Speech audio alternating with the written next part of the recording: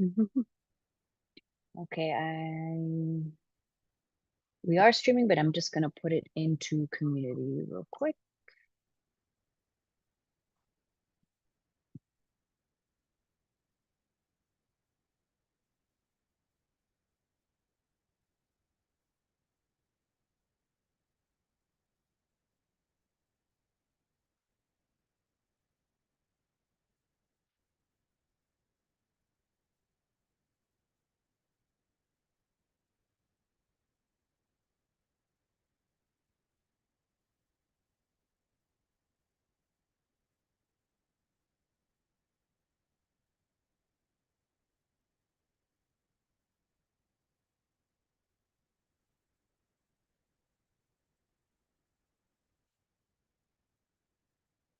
Okay, the YouTube link is live in community. If anyone is watching, we're just giving board members and staff about a few more minutes to join, so hang tight.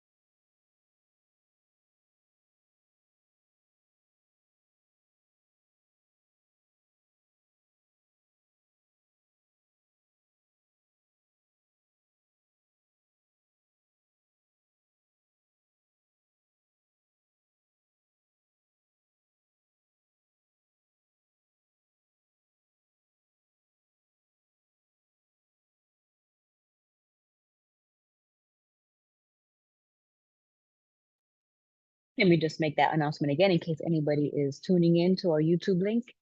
We're giving it to one more minute for board members to join, and then we will begin the meeting. So hang tight.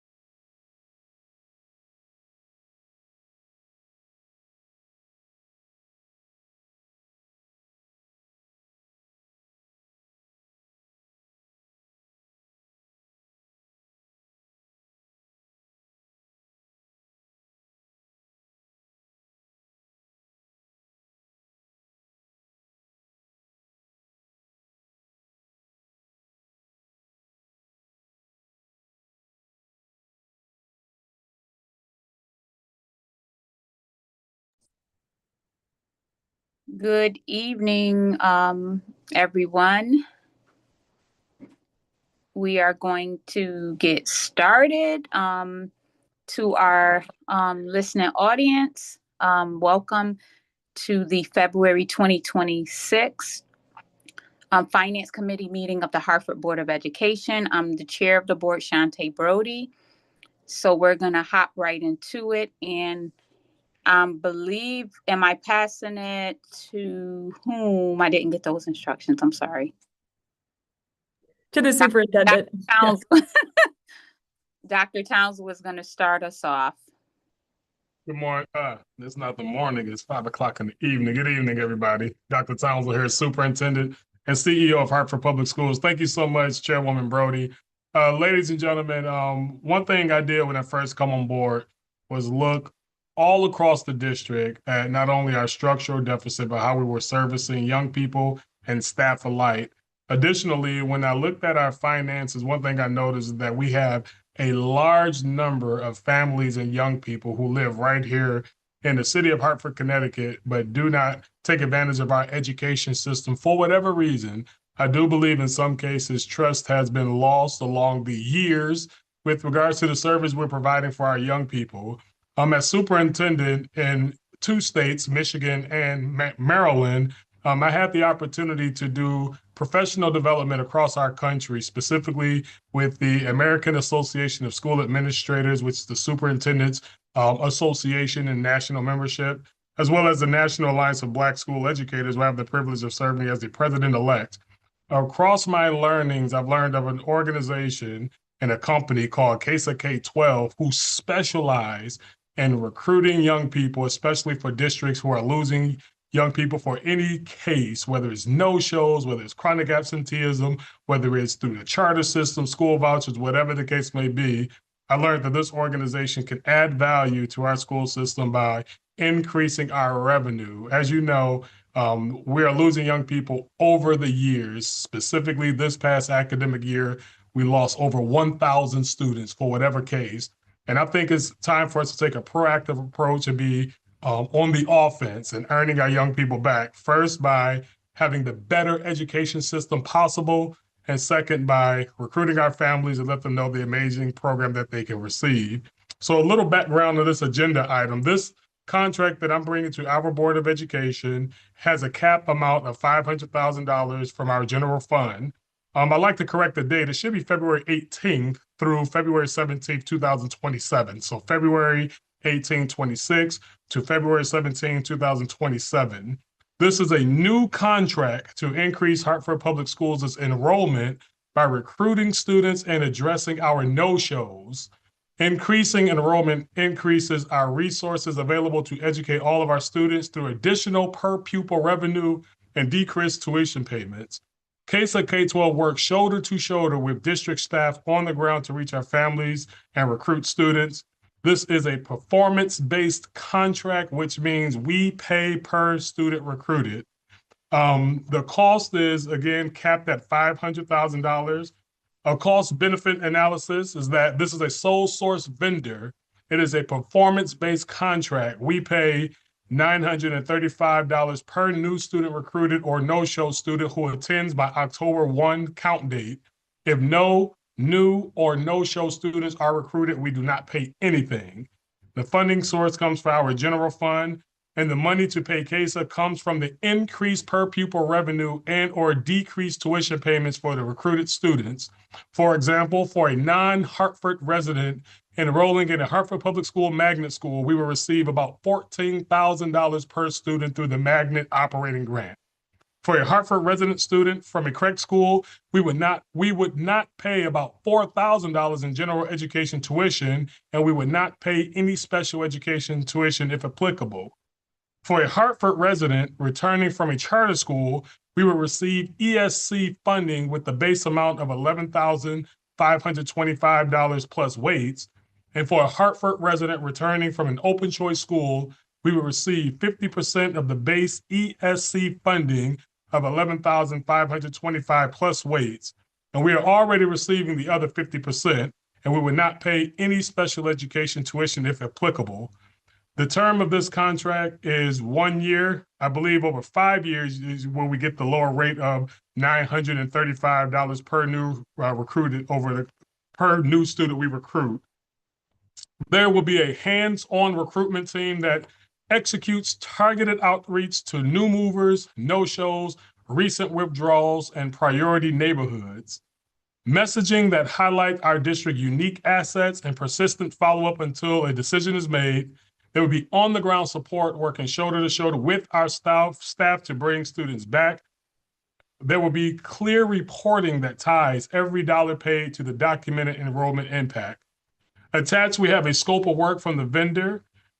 There's a description to show the scope services that align with our priorities and strategies, specifically our operational and management excellence strategic priority of recruiting more students to the district so it can ensure that we have resources to provide all of our students an excellent education and to increase our operational efficiency.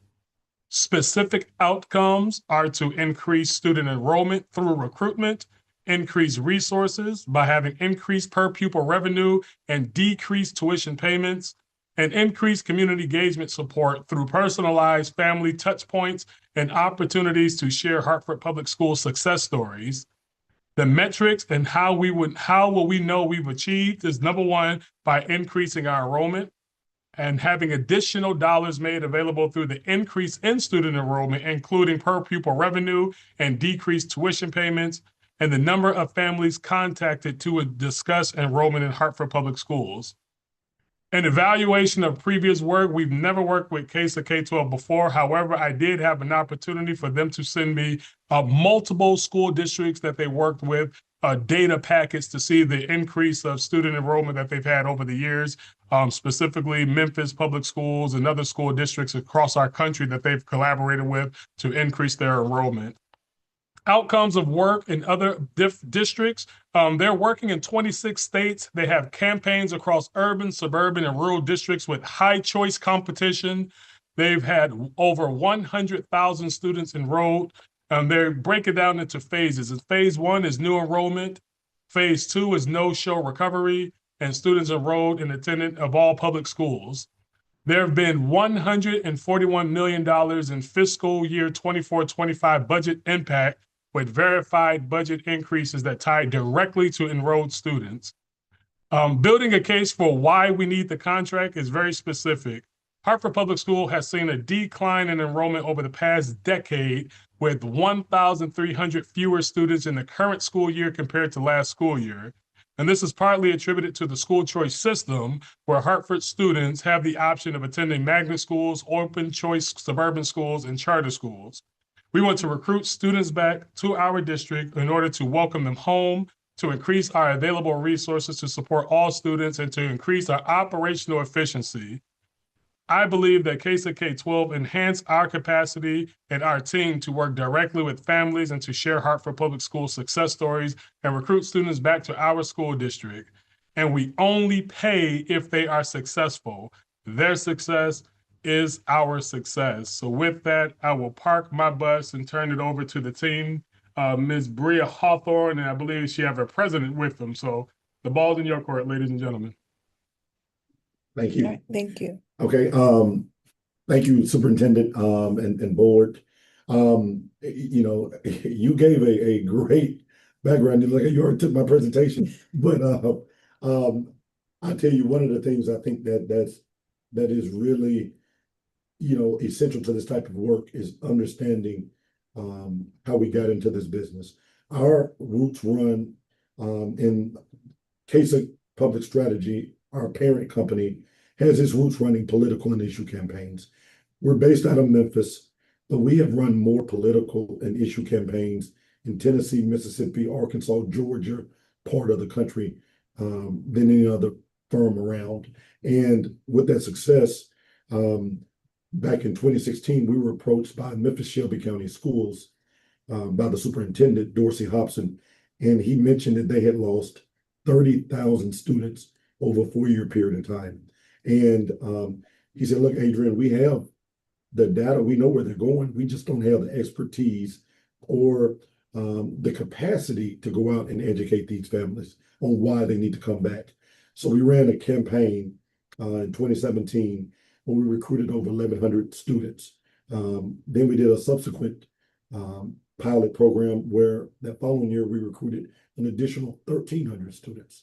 And at that time, we determined that, you know, we had to determine if there was a need for this kind of work across other districts. We quickly found out that this problem was persistent in districts across the country. So fast forward to today, as Superintendent mentioned, we are in 26 states. We work across large urban, suburban, and rural districts. Some of our clients or Houston ISD, Dallas ISD, Orange County, down in Florida, where our work was actually highlighted in the New York Times. We recruited over 1,900 students for them this past year. Fox News turned around and did a follow-up report, on what districts are having to do in today's environment, with so many school choice options. We only work with traditional public schools. We do not work with charter, private, or home schools. We've chosen our side. We believe that public education is core to this country's survival. And so we really believe in this work. And you say, well, how are you doing this work, Adrian? Well, it's not that much different than what you might see during a normal political campaign, in which you might receive phone calls, text, emails, digital ads, someone show up at the door. We use all of those methodologies and vehicles to engage with families and tell them about the unique assets that are at your individual school sites. We're a communication firm, and as such, we understand the inherent challenges around communicating to a broad audience, from parents that have kids as young as pre-K all the way to 12th grade. A lot of our success lies in our targeted approach to selling individual schools as the primary option that we engage with. Typically, a district will give us 3 years worth of withdrawal data. So we want to engage with everyone that has students that have left over the past 3 years that's eligible to return. Then we can buy a list of school-age families that are in the district and in those surrounding areas where you might have a footprint that you would like us to engage with. That internal list and that bulk list gives us our student universe. And that student universe will go out there, and we're going to make live phone calls. We're going to go door to door. We'll send texts and emails to schedule meetings to find out why families have chosen to either leave the district or bypass your feeder patterns altogether. We do find a lot of valuable information in that. Our number one goal is to recruit as many students to the district as possible. But a great secondary option is knowing why some of these families are leaving. What's the real reason? What are some of the reasons that the fears that some families may have that have never come to the district? But our approach has been, we need to be able to find ways to meet these families and tell them about the great things that are happening at the district. We start calling as early as 8:30 in the morning. We'll go to about 8 o'clock at night, Monday through Friday. On Saturdays and Sundays, we call from 10 to 6. And that approach has yielded us numerous accolades and success working with districts. 61% of our successful phone calls and contacts happen between that 5 and 8 p.m. and on Saturdays and Sundays. So we understand this kind of campaign approach can be difficult for a lot of our school districts to utilize. I mean, we've had the ability to work with, Miami-Dade, which is the third largest district in the country. And I can tell you, they don't have the capacity to go out and do this work for 8-9 months out of the year. And this focus, this singular focus on this issue allows the district to remain committed to educating the kids while allowing us to go out there and sell those unique assets that are happening at the individual school sites. So that is that approach. The best thing about all of this is the district only pays for those results. We have to get them to register, show up for school, and stay through that October 1 count date. If a parent enrolls their child, stays for 2 weeks, and leaves and not there by October 1, we're not compensated. So it is in our best interest to make sure that we are communicating often and throughout the process to ensure that they stay through that October 1 snapshot. And so I think this is a great innovative way for districts to leverage our expertise and then not have to worry about the infrastructure. I can tell you the infrastructure that it takes to run these type of campaigns can be quite expensive. We have a proprietary software that was designed by HubSpot that allows us to track all of our communications in one place, all of our phone calls, all of our texts, all of our emails. Having that ability to be able to house all the information in one place is very valuable, because at any given point, we're reporting that information out. We schedule biweekly phone calls, Zoom calls, to keep the district updated on the status of the campaign. And with the cap being at 535 students, it allows us to be able to inform the district on our status throughout the entire process. That phase 2 is where we work with the districts to engage those families that would be considered no-shows. Those were students that were registered to attend and did not inform the district that they were not coming back.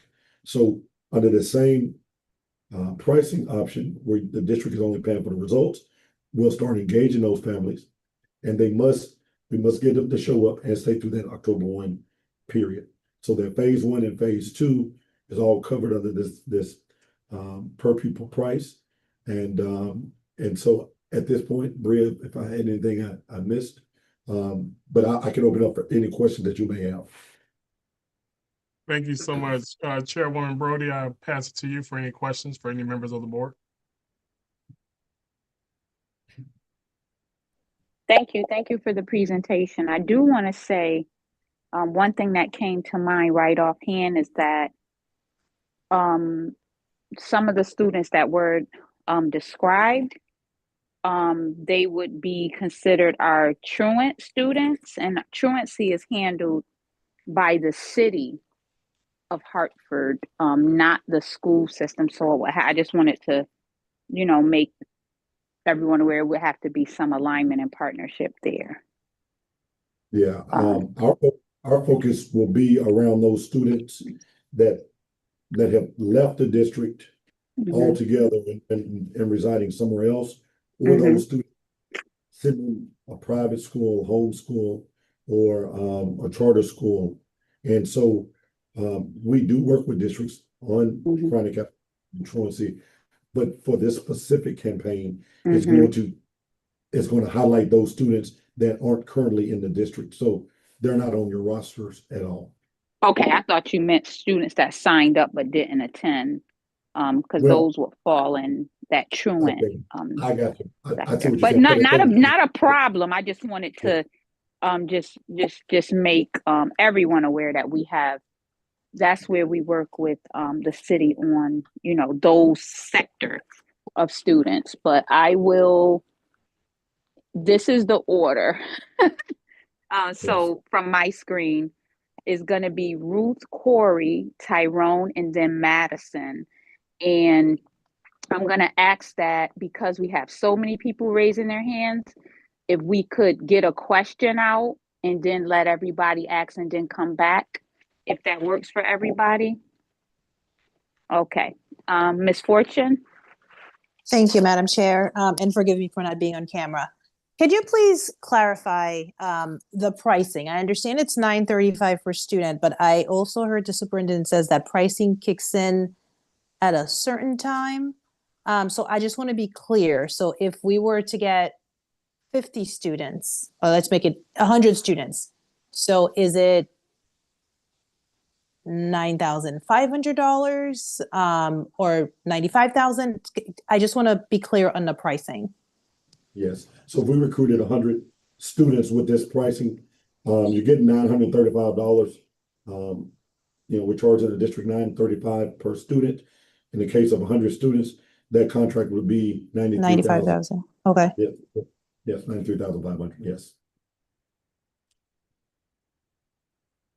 When does this 5-year? I thought I heard something about a 5-year mark. The pricing is different.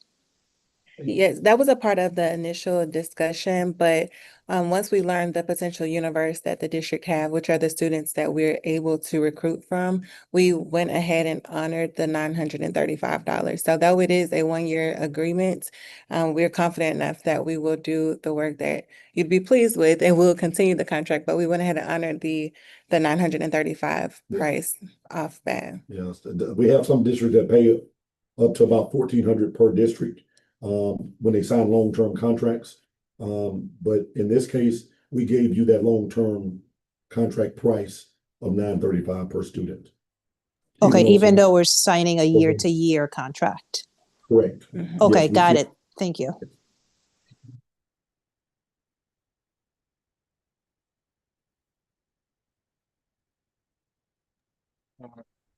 I guess next is I think it's Tyrone next. I'm sorry, It Chairwoman.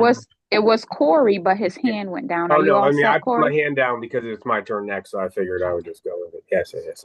Okay. Real quickly, Mr. Mills. I have a quick question, and I think this is more for the district, but I just want to double check.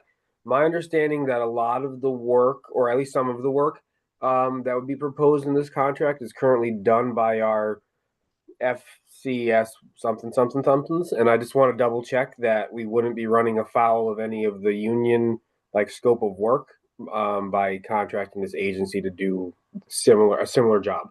So I guess that's really my only question.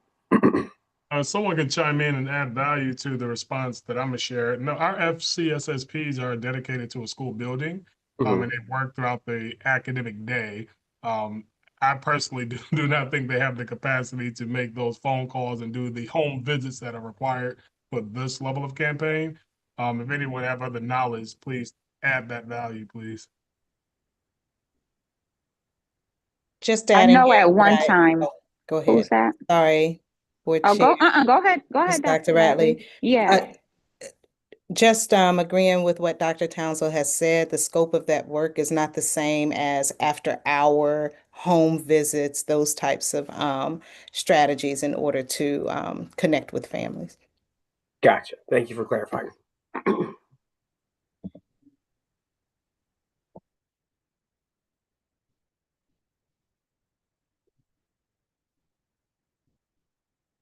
Yeah, so I Mr. believe Walker. yeah, thank go you. I ahead. believe I'm next.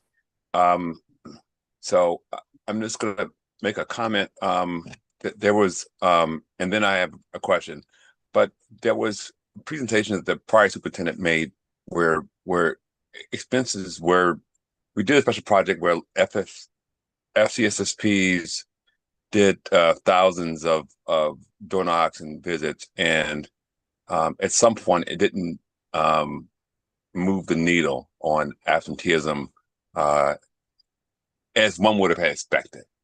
Okay. And so the benefit and the cost of that activity was questionable. And so I'm overlaying it to the activities that we're having here. I'm asking us to go do some learning and look at in totality what we did with FCSSPs or these home visit activities in the past. And this is for district leadership, so we can get some learning as to what worked and what didn't work in past expenditures. As the question for the team is understanding the contract term, because I'm hearing 5 years and 1 year. What is the contract term? How are we envisioning this working? I'll let Caitlin take that.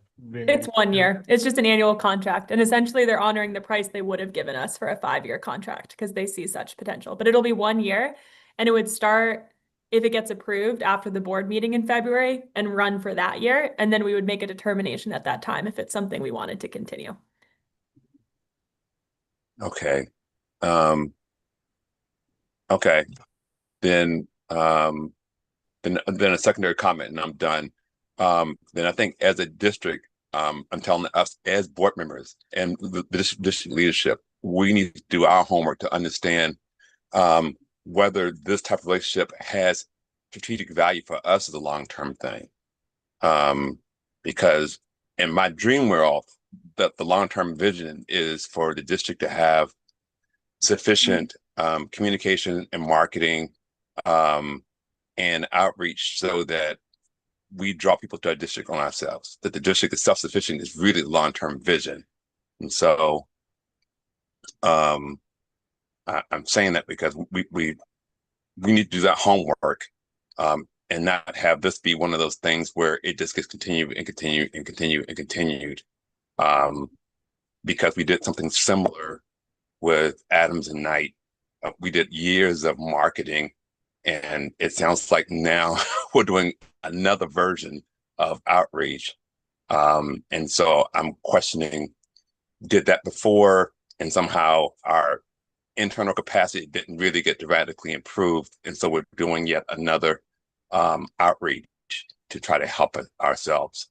And so that's just a comment in terms of internally our homework to make sure that we actually use the opportunity to get better as a district. In regards to your comment, Mr. Walker, I believe, and correct me, staff, if I am incorrect, Adams and Knight was brought on board because that was magnet school marketing.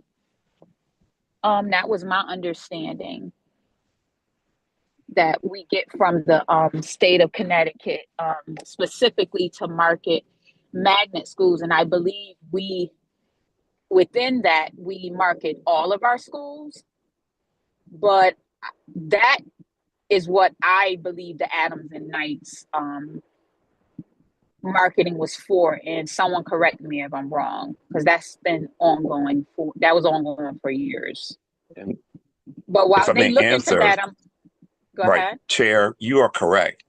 My only point is, in paying all that, the district itself did not strengthen its own ability to market and communicate on its own behalf. And so what I'm saying is, at some point, we need to determine if that's the thing I'm saying. We need to determine whether or not we understand that the reason we're using these services is to give us the opportunity to grow our own capacity to do so. So we're not perpetually dependent on someone else to communicate or market or sell the district. That's really what I'm saying. And I'm not, if you get what I'm saying, it's not about mischaracterizing. I don't agree in the comparison. I don't know that we will ever have the capacity to do and I'm not speaking in favor or against what's being presented right now, but this work, we don't have the capacity, and I don't see that us having that ever. I'm gonna just be honest, that this is specific. And we do not have the staff, nor have we ever had the staff. We saw the home visits during COVID because it was necessary to find out where are these kids. But that was a strain on staff, but we had funds to make that, fruitful or work or get people on the doors. This, I think, is not that same lens, at least not for me. But I don't want to hold Maddie. She has a question. We can circle back. I'll circle back. Thank you. Yep. Thanks, Madam Chair. My concern centers around the fact that charters and the out-of-district choice programs and CREC tend to have wait lists. So if, pre-September 1 or whatever, August 20th, whenever we're starting school next year, if you guys recruit 100 kids and then CREC pulls 100 kids off their wait list, and then we hit October 1 and we're net zero for student funding, do we still owe you guys $93,000? Well, I would say the way districts pay us and compensate us is for individual students. I wish there was a mechanism that we could get credit for any increase in enrollment. But when a district gives us a withdrawal list, we're going to engage with all of those families. We download all that information to you and send to you all of our contacts, what the families are saying. We only get credit for those individual students. If we go out and we talk to parents that are at a homeschool, we're going out making some visits and Mrs. Smith has 2 kids that are homeschooled and they've never attended the district, we're going to actually send those names to the district to verify. So we're only getting credit for those verifiable students that either came from a withdrawal list that the district provided or through some other means that we actually went out and touched the families and we got them to register, enroll, and stay through that October 1 count period. So only at that point, through that October 1 snapshot, will we do any kind of compensation for those verified as our direct results led them to come back to the district. Or So just to be attend. clear, if you verify that you have enrolled 100 students in Hartford Public Schools, but we then, as a result, have then lost 100 students because kids just get pulled off the wait list for other districts, we're still on the hook for $93,000. Correct, yes. Thank A you. lot of our districts, they will do recruitment and retention campaigns. Some districts do a lot of that retention themselves because, to your point, I agree. I think it's very smart to take these kind of initiatives on to recruit students, but you also must find a mechanism in place. So if we're recruiting through the front door, but they're leaving out the back door, having those proactive and preemptive opportunities to engage with these families in the springtime can be very beneficial to augment this work. We work as a true partner with the district. This kind of work for a lot of districts, it is tough to find people to work 7 days a week for 9 months, 10 months out of the year. Some of our districts, we start recruiting in October and November for the following year. And so to have those kind of dedicated teams to be able to come in and do that kind of work. And again, we're only compensated for those direct efforts that led to these students to enroll. So we have to make sure that this works, and so I can tell you, our team is compensated in such that they are direct result oriented people. And so that's what leads to that energy and districts seeing the kind of success across 26 states. Thank you guys, and thanks for being here. Thank you. Mr. Walker? Yeah, thanks, Chair. So as a follow-up, I think the prior conversation get to what I was trying to say. So let me clarify. The distinct work they're doing in terms of specialized recruitment, no, as a district, we won't do that. But what they talked about is they're going to figure out why people are leaving or deciding to leave, and they're going to make strategies to try to overcome that. I'm saying then part of what a good district ought to do is to begin to figure out the retention piece. How do we improve and make our district more appealing and to make it a district where people want to stay in? And what I was getting at is just like in the same way with Adams and Knight, they helped us with recruiting, but we're now dealing with low enrollment again. And so what I'm really saying is part of what has to be a mindset is if someone's helping you with recruitment, okay, then we use the opportunity to use our bandwidth to figure out how we create better retention, better product. And what I'm saying is we need to really, really have in that our mindset that we're going to use our resources to do that, because if we don't do that, we're going to end up with as many people leaving as coming, and we're not better off. And that's what I'm saying is to make sure that we don't get fat, dumb, and happy because we're getting numbers, that we don't actually do the real work to make the district much more attractive. Now, I was using Adams and Knight to say we pay for recruitment before to bring people into the district, and then it didn't stick long term. And so I'm thinking, let's make sure this time we correct that part of it. And hopefully that clarifies what I was really trying to get at. Not that we're going to do the recruitment as this company is doing. Thank you for that. Well, we've heard loud and clear from our superintendent about products. So I don't think we are so focused in that work of making a district, a destination for students and families. This is where they want to be. So we're not absent on that, because that's what the superintendent talks about. And that's the work he's starting to lead. That's what he talks about all the time. So we're not in a space where we're thinking that's not going to happen. We understand that. And again, any member from the team, Adams and Knight was never a recruitment. They were just advertisement, to my knowledge. Like billboards, we had stuff on, which would need to, if we're still getting funds and we're still doing marketing, that has to be, paired with this work. But we've never had any, to my knowledge, any recruitment strategy, nothing. They were just to make people aware of the schools we had and what they offered. It was not recruitment. And if it is, somebody please chime in. Mr. Superintendent? Yes, I just wanted to share, Board Member Walker, we're as a superintendent, I'll be super excited to get the data from the team when they generate the report of the young people that we earned back and get that information of why people are leaving. Please believe, as we develop our student support services department, that will be the sole work of that department to ensure that we are retaining our young people and keeping our attendance where it needs to be. A part of what I tell our building leaders, our principals at our Leadership Institute is, in today's age, you have to recruit your students and recruit your families, because there's so many options out there. So that message is being trickled down to our building leaders.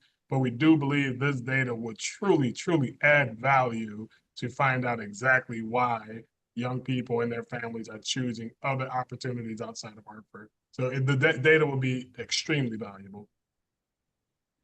Thank you, Chairwoman Brody. No problem. So nobody gonna help me out with this Adams and Knight? I will, Chair Brody. We had Executive Director Davis Googe, who did verify exactly what you're saying, that engagement with that previous partner was a marketing strategy, which is very different from what the superintendent is proposing with this partner. That's what I thought, but we did use it to our advantage. It was funds specifically set aside for that from funding from the state of Connecticut that was specifically to market magnet schools. But we took the opportunity to say, guess what? We're going to market all of our schools at some point with dealing with Adams and Knight. So thank you for that confirmation. So do we have anything else for our presenters? And thank you for the information that you provided. Thank you. Anything else? So thank you. I'll need help with the next agenda item. You can turn it to me if you want. Okay, our CFO, Ms. Caitlin Richard. Thank you so much. Thank you, and good evening, members of the board. I'm going to share. Sorry, I just had one last question sorry, yeah. for the presenters. Sorry, I just had my hand up. Did our guest already leave? I just had some questions for them. They're still here. I'm sorry. They're there. Oh, okay. So I just happened to actually read an article in the New York Times today about truancy and better performance from some schools in the South, Alabama, Tennessee, and Louisiana, I think, were the three main schools featured. And you just, one of the presenters mentioned to your work being featured in the New York Times today. Is that, I forgot the name of the companies. Is your company, was it involved in some of that work in those states? Well, we work in those states, but the article that they highlighted came out last year toward the end of the year, probably around about October. And they specifically highlighted our work with Orange County down in Florida, in Orlando, Florida. It did mention Memphis-Shelby County Schools. Birmingham, I think they did mention Birmingham. Birmingham had lost, had a lost student enrollment loss for 33 years in a row. And the first year we started working with them, they ended up getting a net increase of students. So they specifically mentioned those, but the article came out last year. And it the majority of the time they spent following our team was when we had our Can y'all team drop that article maybe in the chat for members of our board? I think that'll be helpful. Yes. Uh, Okay, I just, thank you. I just wanted to make sure Yes. I was thinking of the right thing. What was surprising to me in the article I read today was that some state laws are quite different in terms of how aggressive they are with ensuring parents are being held accountable for their children showing up to school. So it's less about trying to recruit students and more about truancy. So I think there's perhaps a bit of a disconnect, but I am curious to see if you're seeing different state laws that make a meaningful difference in terms of how you're able to recruit students into the public schools, or is it primarily your individual efforts in recruiting that are making the difference? Like, are there other things that could be done at a systemic level that would help? Is ultimately the question, but you may not have an answer right now. So I was just mostly curious about that. Well, I will say, I wouldn't say that there are certain state laws, but what we have seen in some of our states, where school choice is very prevalent, some districts, due to the state laws, regarding the school choice, sometimes make it a little bit more difficult for the traditional public schools to go and attract the kids from charter private home schools, but they don't necessarily see a problem when it works the other way around. And so, districts, that is on a case by case basis. In Florida and Texas, I can tell you that's probably some of the most fiercest competition for students that I've ever seen. And I mean, they show up at the schools, drop off and pick up lines. They go to their events. And so some of the superintendents want us to go do those same things to the competition.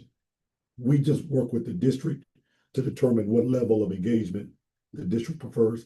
But I can't say that there are any specific laws that are in place that we see that limits that, as much as some districts want this to, they want us to go highlight all the great things. We don't disparage any of the competition, but there's a lot of misinformation out there.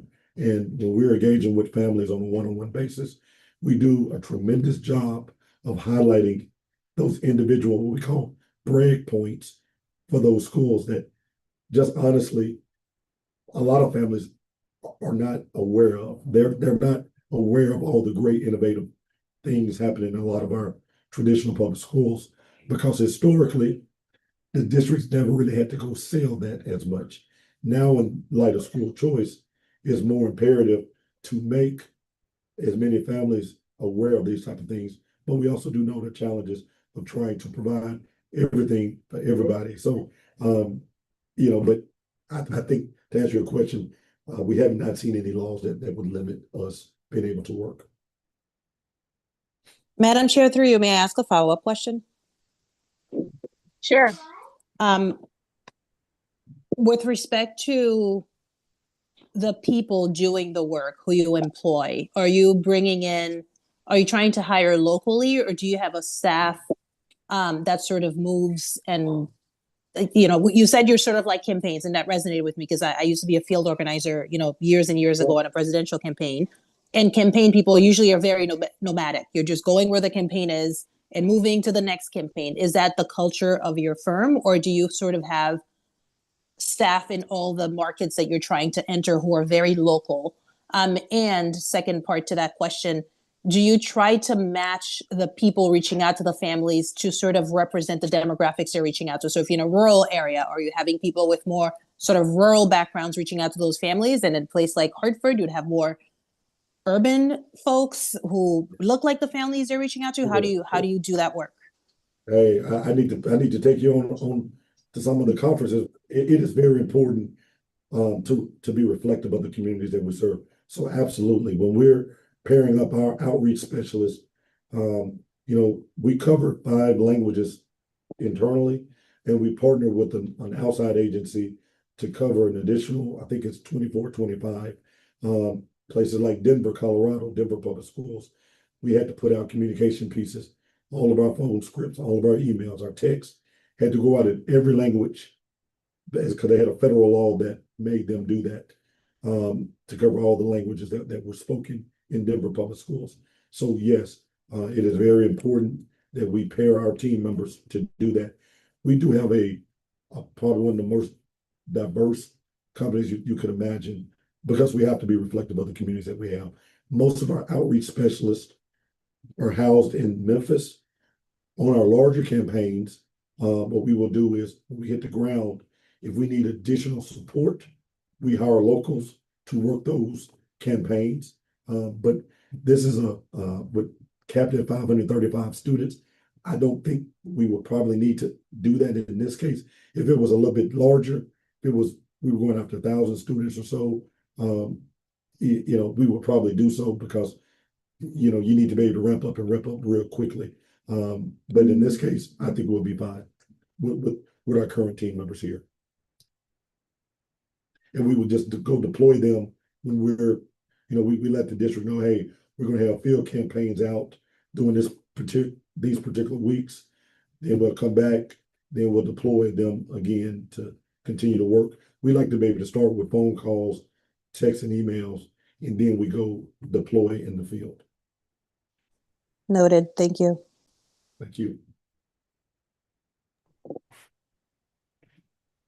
Thank you, CFO Richard. Thank you. I'm gonna go ahead and share my screen. Good evening, everyone. And I know I am cognizant of time. I know we only have till 6:30, so we're gonna hit the most important points here, and there may be a few pieces of homework or take-home slides, but we're gonna hit definitely the most important pieces in the next 40 minutes or so that we have.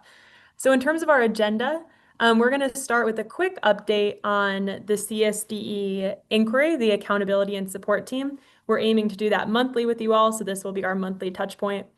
I will then discuss the monthly update for current year finances and transition that directly into an update on the budget development process for next year. So getting started with the CSD inquiry update. Again, this is something we want to be bringing to you monthly, as the CSDE board is reporting out monthly on it as well. As a reminder, it's a three-pronged approach that has recommendations across our financial systems. That was the Public Works inquiry, our special education services, that was done by New Solutions K-12, and then the magnet school inquiry. And that when we do have an update, there's some more firm recommendations on that front that we will share.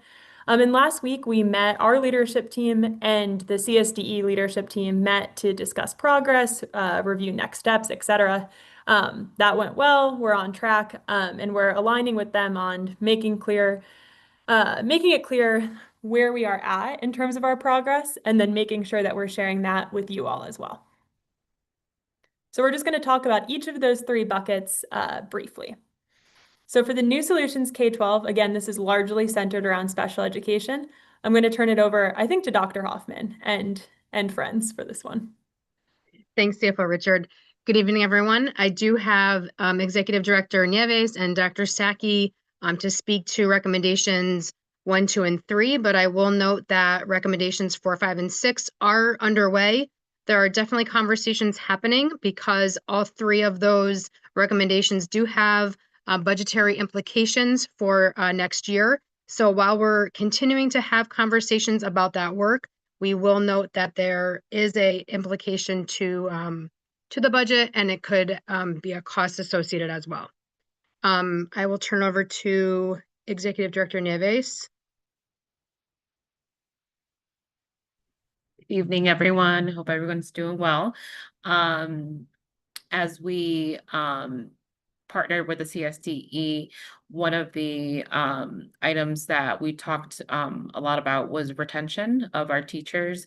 And so we've submitted artifacts and we're waiting for like a final recommendation. But one of the preliminary recommendations that were given was to go on and plan for a stay survey, some sort of touch point with our new staff to ensure that they stay. And so we're in the midst of planning for that touch point with our new teachers so that there's touch points not only at the school level, but also at the district level, so that if there's any concerns or issues or even the great stories, that we're able to kind of feed them through our principal supervisors to ensure that the challenges are resolved, or the great ideas that our principals are, taking underway at their schools is also highlighted, so that we could share that with other schools as well. So that is part of the strategy for retention.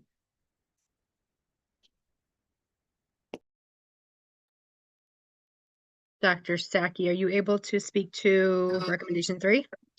Yes, and apologies for my camera being off, but just wanted to share briefly, yes, we have been meeting with the state regularly. And this was, the other question was more around, what supports we're putting in place in terms of our multi-tier systems of support. And so we're able to update them that we do have a robust growing MTSS process, where we have, the 3 different tiers, tier 1 being the core class instruction, tier 2 being a smaller small group instruction based on student need, and then tier 3 being more intensive interventions for students. We have partnered, thanks to all of you, with the Connecticut Literacy Model and the Hill for Literacy, to further dive into the tier 2 and 3 supports. They have been working alongside, the first cohort of schools, which are our 10 initial schools, with plans to expand to the rest of our elementary schools, the other 11 next year. So that has also been going well.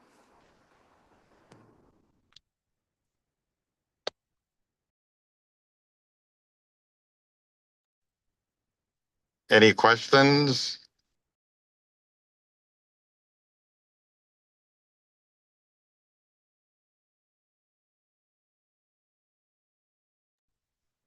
Okay, Caitlin? Yeah, I'm going to turn it back to Dr. Hoffman because she's going to speak to the special ed related ones. Thank you. Thank you, Caitlin.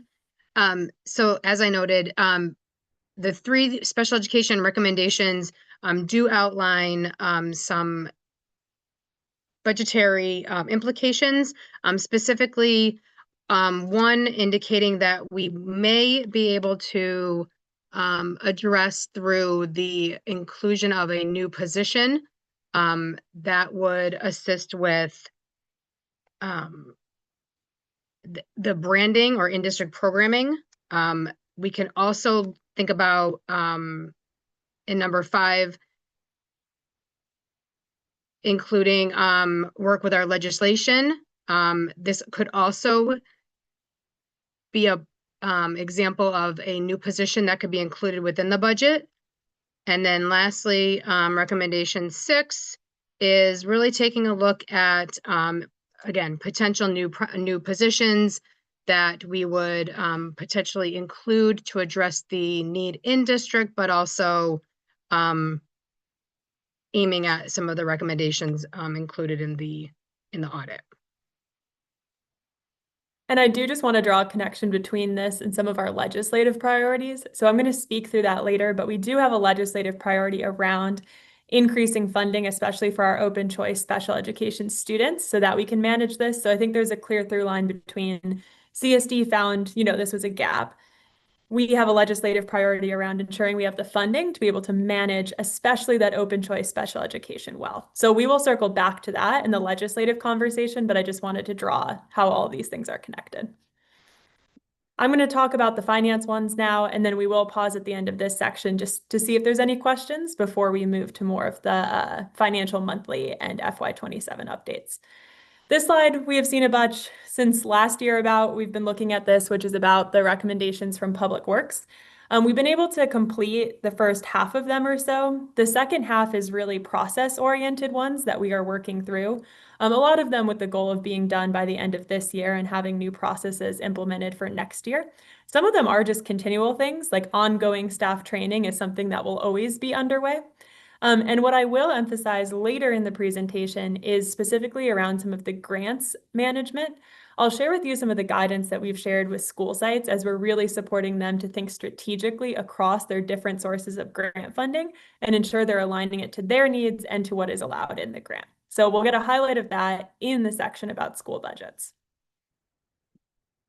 The final inquiry is the magnet school inquiry. We do now have an updated set of specific recommendations. And I will note there's recommendations for us, and then there's also a recommendation for the State Department. So the recommendations for us are these top three. The first is what they're calling a comprehensive utilization and feasibility analysis to optimize funding efficiency, which is a fancy term for the RFP that we just put out, related to looking at our portfolio of schools, the resources we have available, experiences students are having, et cetera. So that is something that is underway in that we have put out that RFP and we'll begin the process of reviewing the submissions for it. The second one is basically an action plan based on what we find from that. So that will not be started until that study is conducted. And then the final piece is about evaluating how we allocate funding to schools. What this is saying is that it needs to be aligned with what is required of magnet school funding across different magnet operators. This is where we've had some conversation around, we only have control over the dollars that we have and how we allocate it to schools. And really when it comes to a question of how much our magnet schools are funded relative to, say, CREC or other magnet schools, that's a question at the state level. And so as a result of that, there is an action step in here for the state to review how they allocate funding to magnet schools to ensure parity across different operators. Right now, there's different formulas for every different operator. And so it's something that they are looking at the legislative level. But what we are looking at is just examining how we fund schools. And I will say, even in the past year, we made some updates based on when they did this study. So I'll share with you today how we allocate funding to schools. I think it's important everyone understands that. And it's aligned with this recommendation around just kind of making sure that that is clear and aligned to what it needs to be. So I will pause there. Like I said, we'll talk a bit more about some of these recommendations as we do the budget update, but are there any questions before we move on to that?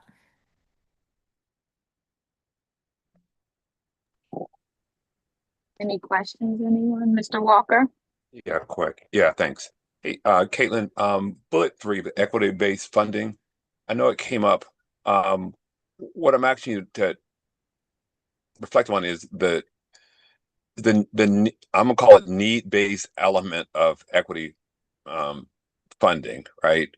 I'm saying that to say I think there was some sense last year that our community schools, relatively speaking, got more money or something, or more budget relative to the magnet schools. But in Hartford, the community schools tend to have higher need.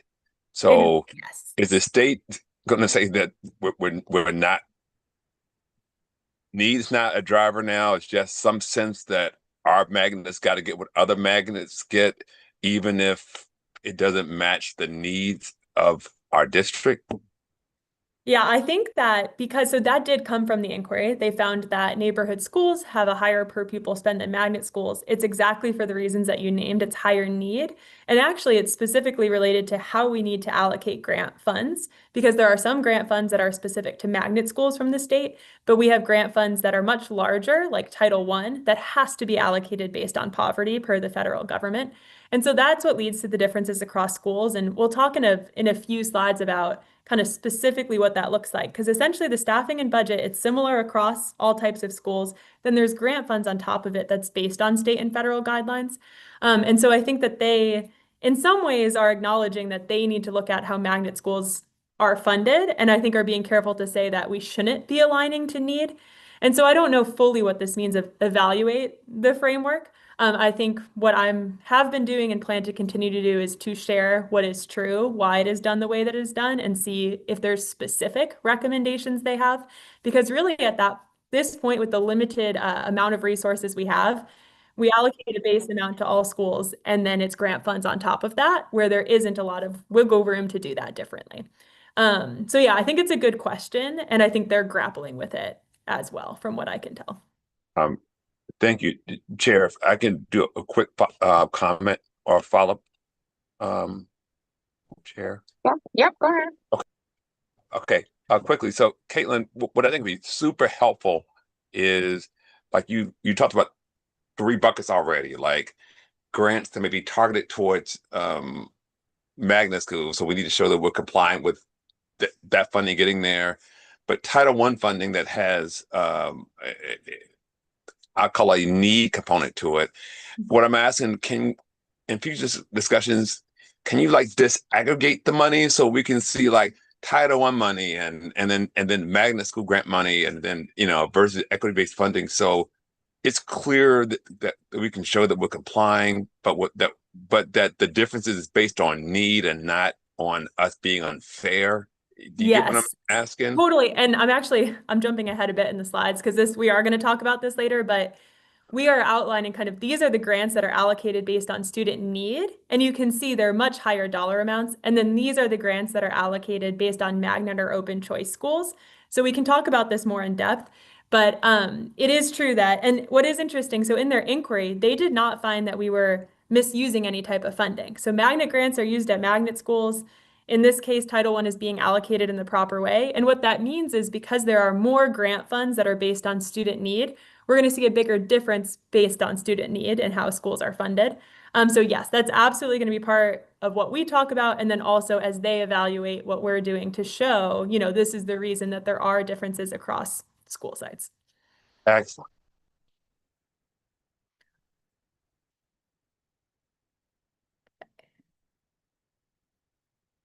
I think if there's no further questions, I'm going to move us along. I know we are tight on time, but we did a bit of a preview of what's coming. And like I said, we'll see how far we can get, and some of that might be homework or for our next session. I'm now going to do the monthly update, and this is going to transition directly into next year's update, because some of what we're seeing in the current year is going to influence our deficit estimate for next year. So this is our monthly update. The top 3 bullets we have talked about in previous months. So we obviously have talked about our enrollment declining. That has the impact on some of our revenue. We've also talked about having a much lower vacancy rate than last year, and compared to what was anticipated, which is a big success, but it does impact the budget. We've also talked about how we needed to add additional paraprofessional allocations for students based on their IEPs, especially for new students who are enrolling in the district. And I have 2 additional updates today. I mentioned that January is when we get more information specifically around tuition. And we are seeing that tuition rates have increased more than what we projected, which was a pretty significant increase already. And we've talked a bit about the rate setting at the legislative level, and we'll talk about it a bit more in some of our legislative advocacy discussion. But essentially, the legislature named that it was going to set rates in the next couple of years for special education tuition, but it has not yet done so. And so we are seeing some behavior, and Dr. Hoffman could speak to this too, of rising rates even beyond what we anticipated, as I think some folks are anticipating that rates will be set at some point in the future. And so we're seeing that those rates are rising more than anticipated, likely driven by the fact that the legislator has not yet set any caps on those rates. So that's about $3 million above what we projected. And another related update is on our excess cost grant. And so if you recall, the excess cost grant is for student expenses for special education that are 4.5 times the average per pupil. And the state has historically not fully funded this grant. They actually added money to the grant this year, so there's 40 million more available statewide, but they're actually projecting right now that our total grant amount is set to decrease from what we expected.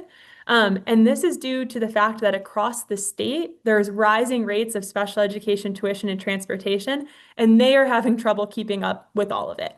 So the amount that they're funding of the grant, the percentage, is actually lower than it was last year, because the full pool of dollars across all districts of these expenses that are 4.5 times the average is growing.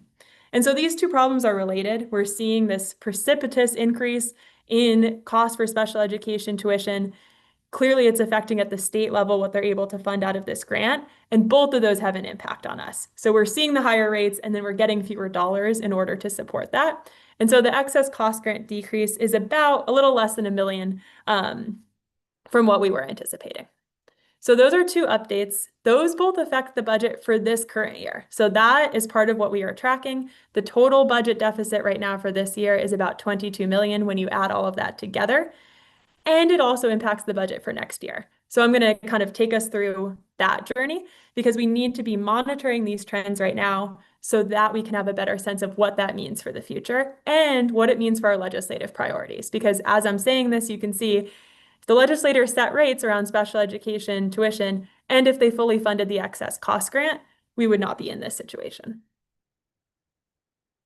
Very briefly, you all have the monthly financials. The main takeaway from that was that we're trending similar to last year. You can see slight increases on the salaries. That relates to the point I made on our vacancy rate is lower than it was last year, as well as our contractual increases. But really no major trends in the monthly report outside of what I just reported in terms of tracking that deficit. And so, like I said, in terms of next steps, we're doing everything we can in the current year. There's limited control we have over things like tuition and enrollment at this time. But we are really looking at that to say, okay, what does this mean about our assumptions for next year? And what do we need to update about our deficit estimate as we engage in this budget process? And I will pause after we move through this first part of FY27 and before we get to the school budgets. But I want to paint the picture of how this is all connected. So this is our budget timeline. We spent a lot of time in the fall just understanding our fiscal context, understanding our data, understanding how the funding formulas work. We are now in January, so that's, like I said, we have a better tuition estimate now, which means we have a better deficit estimate. We also are working, we have rolled out some school site budgets to a subset of our school sites, also central office budgets, and we'll talk a bit more, but we have our community budget forum coming up next Wednesday. So that's where we're at in the process. And again, we're shaping this a bit differently this year in that we are coming out and saying, this is what would need to happen to keep Hartford whole, and making an ask to the state, to the city to do so. And then understanding what happens at that level for what we may need to do in our budget. So we're really working towards shaping that advocacy piece based on what we know about our budget and the structural issues that we're facing. I just spoke to all of this. We're doing a multi-pronged approach of structural change, us making strategic decisions, engaging the community, and looking at all of our data. So the tagline continues to be the same. We have a structural deficit. It's driven by special education tuition and door-to-door transportation, primarily for students who don't attend our schools, so magnet schools, open choice, out of district. And you see that in some of the trends we're seeing in this year's budget.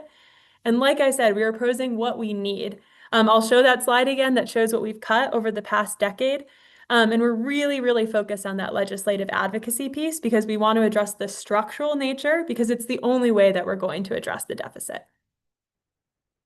For our deficit update, so we made the estimate in October of about 35 million. We've been messaging that over the course of the fall as we gathered more information. This did include assumptions around our staffing rates, our enrollment decline for certain grants, like specifically Alliance and Magnet operating.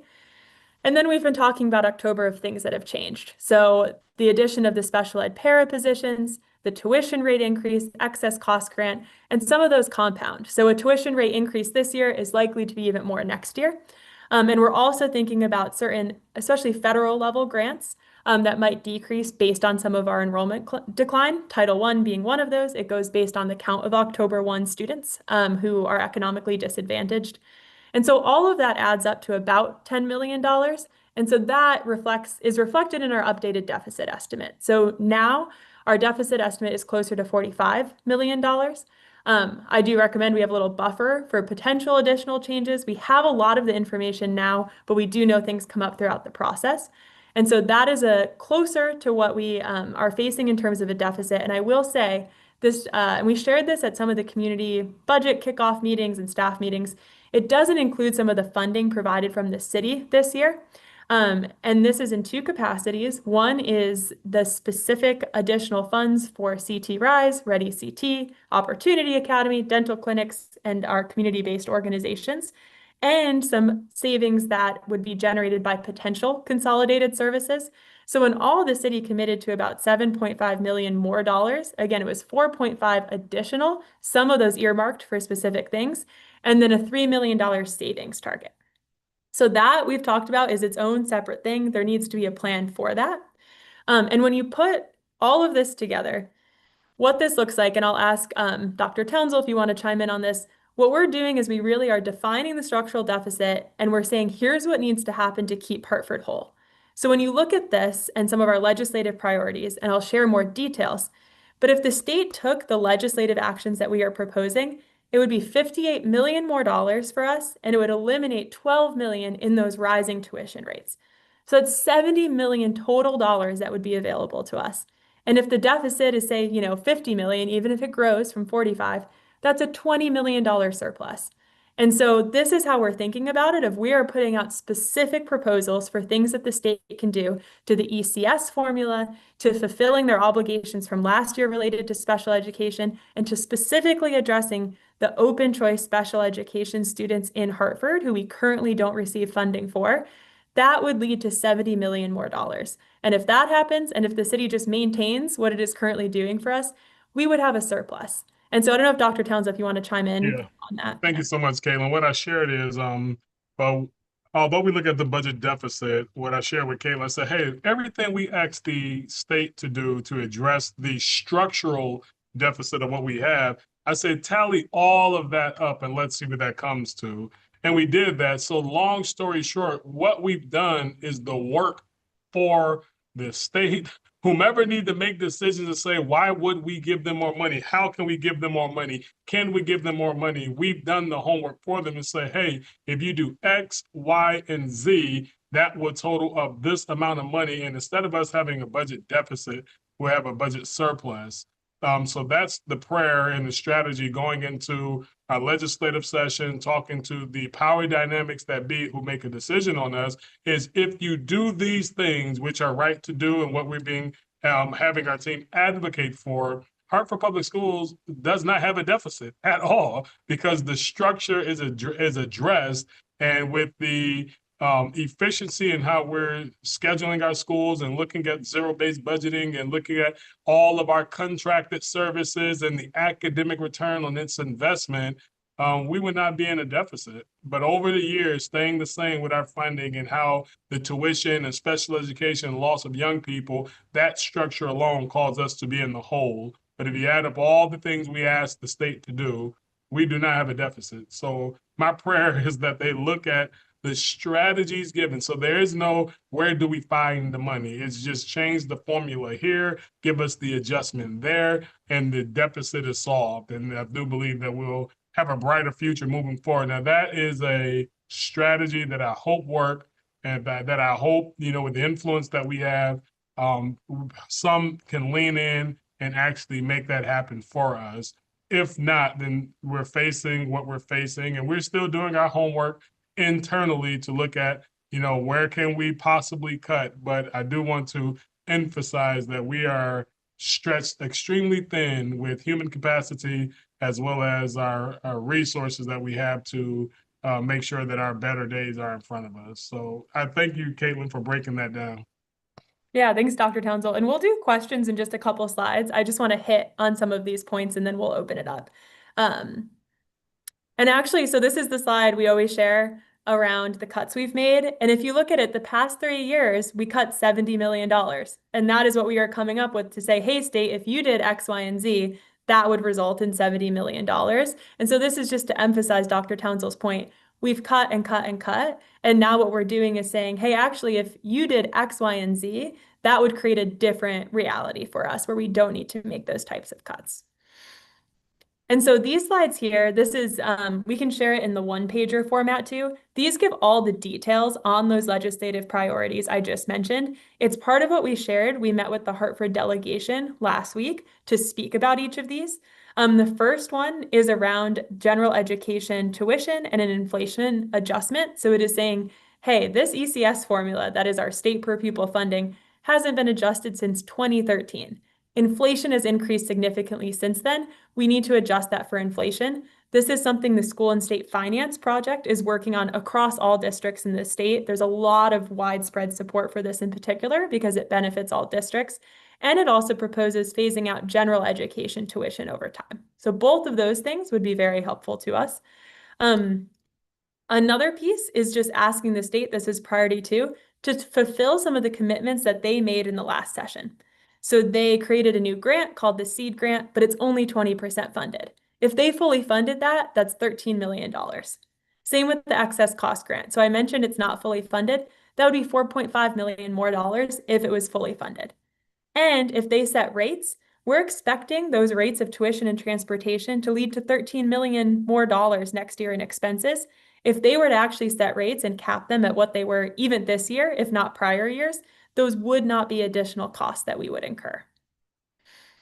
And finally, this is the piece I've been talking about. It's more Hartford specific because it's about special education school choice and how those two intersect, which is some of the most complex parts of our budget.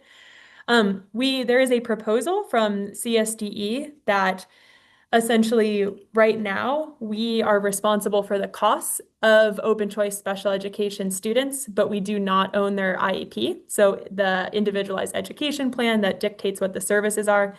And what their legislation is proposing is that we would own that. So you'd have alignment between who owns the IEP and who pays for services, similar to how it works for CREC. And what we are saying is, if we do that, we need more resources to support those students. So we only get half of the per pupil funding for those students right now. We would want the full funding to be able to support those students effectively, like Dr. Hoffman spoke about, what we would need to do to actually effectively manage those IEPs and serve those students. And one last piece is that the state currently pays for transportation for students who engage in the choice system. So students who go to magnets or open choice schools, but they do not pay for the door-to-door transportation. So only regular transportation.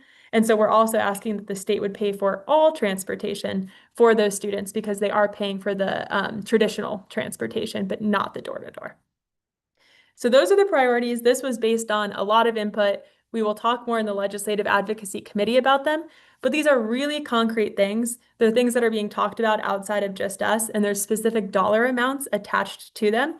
So that's where everything comes from when we say, hey, if the state did boom, boom, and boom, that's what would lead us to having more money.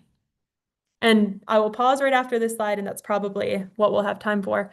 But we are working towards this being the focus of the community forum next Wednesday, I believe. It's February 18th, where we're going to get community members engaged in the advocacy. So we'll do some kind of overview, 101, here's what this means, and actually engage in things like letter writing to legislators, planning testimony, etc., to really unite folks around some of these specific levers that would be most impactful to us, alongside some of the engagement we've been doing of sharing all this information in various meetings and doing things like surveys. So I know that was a lot. I wanted to make sure we covered, that was the most important part of what I wanted to talk about. But I will pause here for any questions or comments on what we just shared.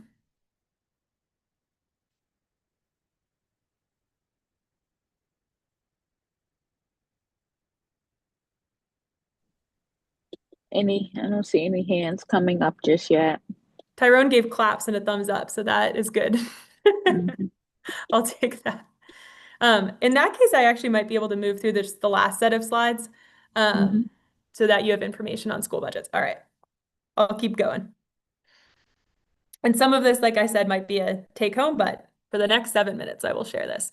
So that's overall picture. And then I do want to give you an update on school budgets and the process for that. Like I said, it's going to relate to some of the recommendations we got from the state to kind of share how we allocate money to school sites. So important things to know about school budgets. We are using the same staffing and budget formulas from last year. So like we said, we're not proposing any cuts. We're using the same formulas. However, schools have lower enrollment than they did last year. And so the formulas that are dependent on enrollment, things like teacher allocations or some of the dollar amounts that they get, will be impacted. And so we've just been saying that's strategic resource use. We do need to make adjustments based on the students that we have in the building and right sizing in that sense. And that will be the biggest change that schools see. So we've started working with our elementary and middle schools so far on their budgets and just explaining to them, we're not changing any of the formulas. The staffing ratios are the same, but if you have fewer students than you did last year, that will impact your budget. So that's just a really important thing to know as we engage in the budget process, as school leaders do this with their SGCs. The enrollment decline does impact school budgets in this way. Also, we are using a new tool. It's called AlloView. We brought that to the board back in August, and that is a budget tool. That means we do not have to use a million spreadsheets. So that's how we already have a really good sense of where we're at in the budget because it's all tracked in one place. And like we've shared, high schools are doing their schedules first. So they're working this month through the process of student course requests. They're understanding, kind of centering those student course needs, and then understanding what the staffing is they need to support it. This is the slide we've seen. It's the enrollment decline, just really emphasizing the point that we're not changing any of the formulas, but schools that have lower enrollment will see changes to their budget. A few other things that could change a school's budget year to year. We talked about enrollment. There also could be changes to student need. So our special education, our multilingual learner teams look at the needs of the student in the building to make recommendations around staffing for special education, bilingual teachers, etc. There also could be a change at the school level. They do have a set of grants. Every school gets Title I funding. Other schools have different types of grants where they may have a different priority and say, X, Y, and Z isn't working. I'm going to invest in something different with my school-based funds this year.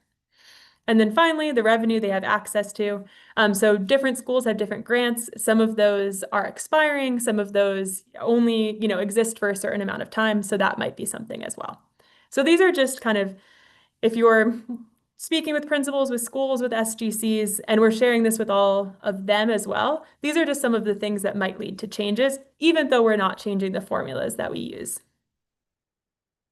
And this is the piece related to how do we allocate to schools? And so I'll at least cover this overview piece, and then I think I'm going to give the rest of it just kind of so you have it, and FYI and information, because it's not a change from the last year, but I do want you to have access to it. So this really gets at the base allocation to schools. There's staffing formulas that go based on enrollment. And then there's certain dollar amounts they get based on the number of students and staff for things like stipends, substitutes, etc. And then there's additional resources. So this is what Board Member Walker was referring to.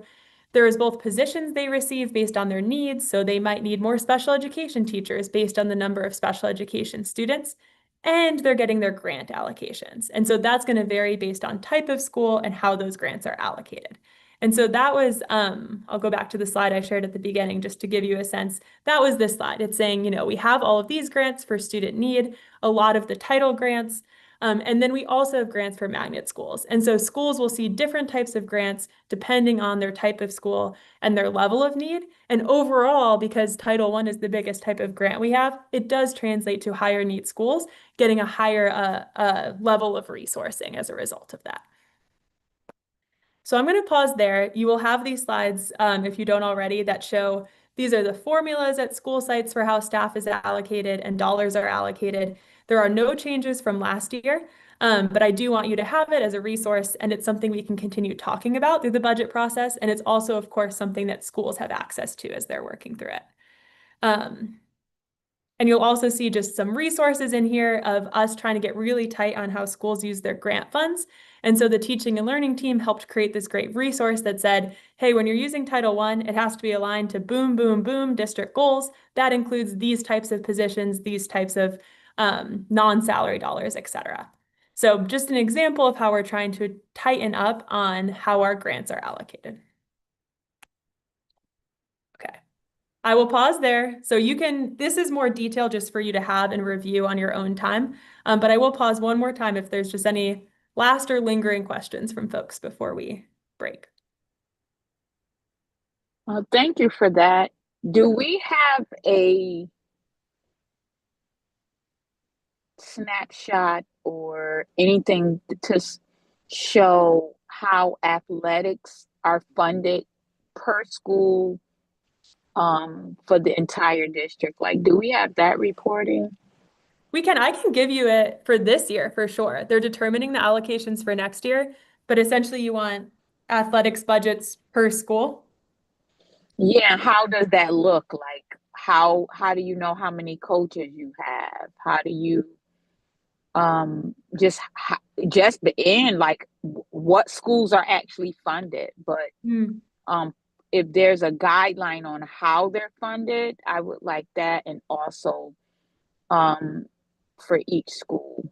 Okay, and I can work with our athletics director on that piece, but we can get you that. Okay, if there are any rules involved on coaches, and even like how does, athletic directors fit into that? All of the funding and positions associated with the school for Okay, athletics. Yes. Okay. Team, any last questions anyone has?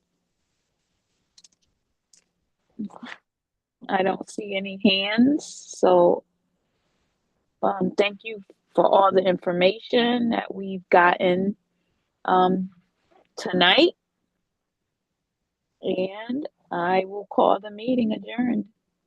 Thank you, everyone.